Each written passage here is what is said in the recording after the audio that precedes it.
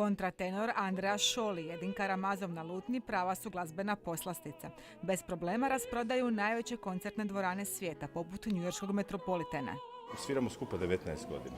Sad, u tih 19 godina svirali smo, da kažem, puno programa. Ova je spoj onoga što smo nekad davno svirali, na samim početcima, to su English Lute Songs ili engleske pjesme uz lutnju.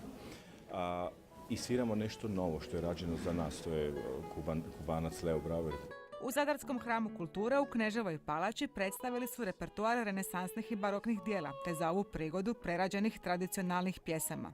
Velika je stvar ne samo za Zadar, nego za cijelu Hrvatsku da je Andreas Šol zajedno s Edinom Karamazovim ovdje.